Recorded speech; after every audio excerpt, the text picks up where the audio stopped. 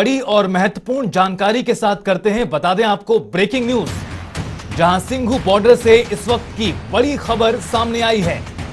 तो बता दें ये बड़ी जानकारी, आंदोलनकारियों का ट्रैक्टर मार्च स्थगित हो चुका है।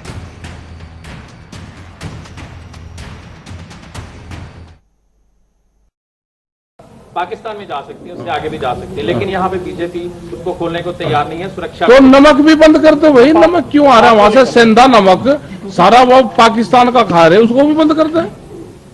वो भी तो आ ही रहा है ना। मतलब हमारे किसान का टमाटर नहीं जा सकता, यहाँ से जो सब्जी वो जा सकती है वो बंद है, लेकिन वहां से सामान आ सकता है। तो इसका मतलब क्या होगा कि वहां को फायदा देना चाह रहे हैं और अपने किसान को नुकसान देना चाह रहे हैं। यही तो हम कह रहे हैं कि अपने देश के किसानों को बीजेपी मारना चाहती है, इनकी जमीनों को छीनना चाहती है। वो एक बड़ा प्लान है कि ये किसान जमीन से तंग आके अपनी जमीन बेच दे, ठेके पे दे दे और बड़ी कंपनी यहाँ पे खेती करे। यही तो प्लान है। पाकिस्तान की जनता को फायदा होगा, मोदी सरकार की ये प्लान है, लेकिन हिंदुस्तान का किसान का फल फ्रूट वो वहां ना जा सके, तो इसीलिए रोक है। सुरेंद्र तोमर ने कहा है जो पराली का मुद्दा जिसपे अपराध माना जाए, जिससे अपराध मुक्त किया गया, उन्होंने बयान दिया। अरे दे दिया होगा, जब हमने तो ये कहा था ना उनको कि आप बगैर पराली के चावल कैसे पैदा होता है वो टेक्नोलॉजी बता दो हमको, तो उसके उस पर उन्होंने दे दिया बयान में। एक टिकैत साहब, बॉर्डर के बाहर 21,600 एकड़ जमीन है, 4 साल से उनका मुआवजा पेंडिंग है। वो पंजाब के जो बॉर्डर एरिया के किसान काफी दिल्ली भी गए थे। इस विषय में कोई केंद्र से बात हुई, क्योंकि काफी ज्यादा अमाउंट बन गई है। उसमें ये था कि जब ये आंदोलन शुरू हुआ उससे पहले इन किसानों की बातचीत होनी थी होम मिनिस्टर से, बीच में ये आंदोलन छिड़ गया और उस संबंध में बातचीत नहीं हो पाई। ये जैसे ही ये इशू आएगा या भारत सरकार बातचीत करेगी तो ये इशू हमारी प्रायोरिटी पे है।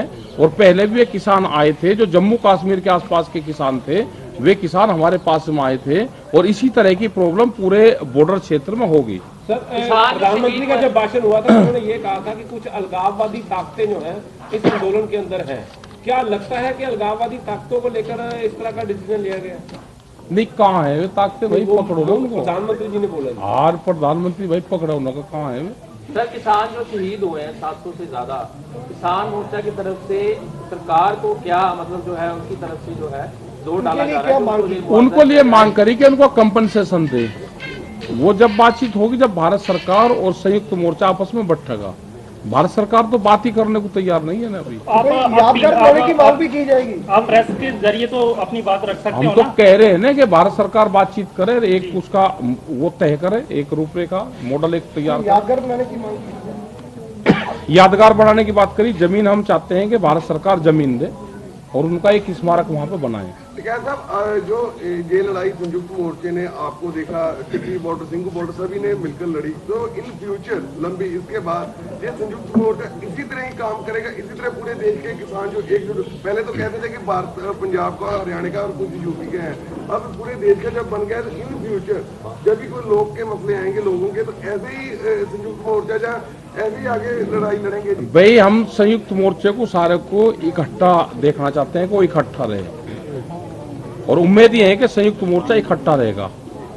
एक आधा कोई बंदर की डले कूद कर भाग गया तो उसका क्या करेंगे भाई? एक आधा जा सके, लेकिन अभी सब इकट्ठे हैं। राजनीति का संयुक्त मोर्चे का कोई राजनीति का प्लान नहीं है। साहब बोल रहे थे ना, अरे हमने बता तो दिया, एक आधा फुदक जैसे है भाई।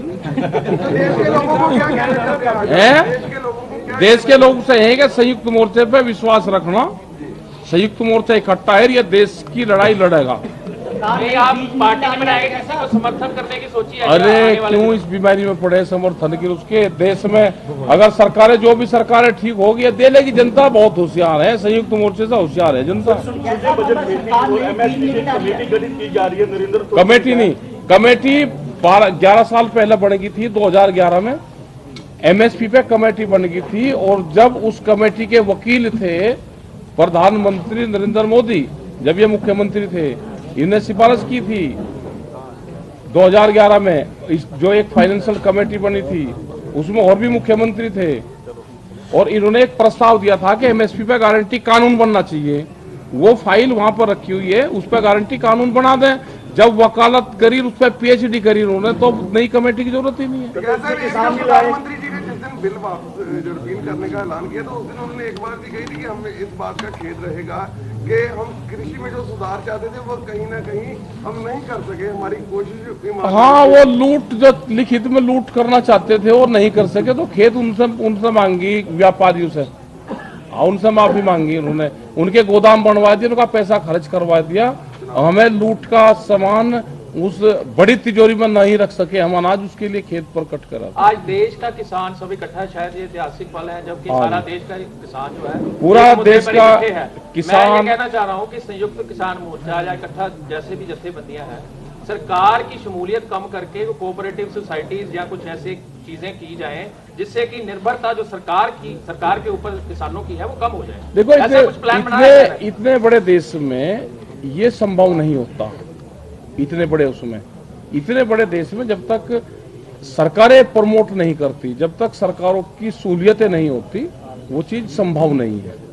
सरकारों को सपोर्ट करना चाहिए। की तरफ से इलेक्शन लड़ने का ऐलान किया गया। अरे पंजाब के लोग बताओगे, जहां इलेक्शन लड़ने की बात करी तो यहाँ की जत्थेबंदी यहाँ की बता देंगे। सरकार नई बीज नीति लाने जा रही है, उसके बारे में क्या?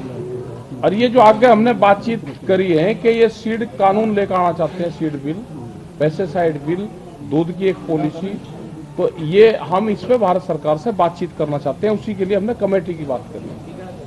ਇੱਕ ਪੰਜਾਬ ਲਈ ਅਸੀਂ ਕਹਿਣਾ ਚਾਹੁੰਦੇ ਹਾਂ ਵੀ 1 ਮਹੀਨਾ ਜਾਂ 40 ਦਿਨ ਰਹਿ ਗਏ ਨੇ ਵੋਟਾਂ ਦੀ ਜਾਬਤਾ ਲੱਗਣ ਲਈ। ਪੰਜਾਬ ਸਰਕਾਰ ਨੇ ਕਿਸਾਨਾਂ ਨਾਲ ਇੱਕ ਵੱਡਾ ਵਾਅਦਾ ਕੀਤਾ ਸੀ ਕਰਜ਼ਾ ਮਾਫੀ ਦਾ। ਅਸੀਂ ਉਹ ਚੇਤਾਵਨੀ ਵੀ ਦਿੰਨੇ ਆ 30-40 ਦਿਨ ਦੇ ਵਿੱਚ ਪੂਰਨ ਕਰਜ਼ਾ ਮਾਫੀ ਕੀਤੀ ਜਾਵੇ। ਦੂਜੀਆਂ ਜਿਹੜੀਆਂ ਸਾਡੀਆਂ ਹਾਈਵੇ ਨਿਕਲ ਰਹੀਆਂ ਨੇ ਉਹਦੇ ਲਈ ਸਾਨੂੰ ਮੁਆਵਜ਼ਾ ਬੜਾ ਘੱਟ ਮਿਲ ਰਿਹਾ। ਅੱਜ ਤੋਂ 10-15 ਸਾਲ ਪਹਿਲਾਂ ਵੀ ਸਾਨੂੰ 70-80 ਲੱਖ ਕਰੋੜ ਰੁਪਈਆ ਮਾਰਕੀਟ ਰੇਟ ਤੇ ਪੈਸੇ ਮਿਲਦੇ ਰਹੇ ਆ, ਪਰ ਅੱਜ ਸਰਕਾਰਾਂ 25 ਤੋਂ 30 ਲੱਖ ਰੁਪਈਆ ਏਕੜ ਦਾ ਦੇ ਰਹੀਆਂ ਨੇ। ਅਸੀਂ ਇਹ ਵੀ ਚੇਤਾਵਨੀ ਦੇਣ ਆਏ ਆ, पिछले दिन सीएम साहब ਨਾਲ भी मीटिंग करके ਅਸੀਂ।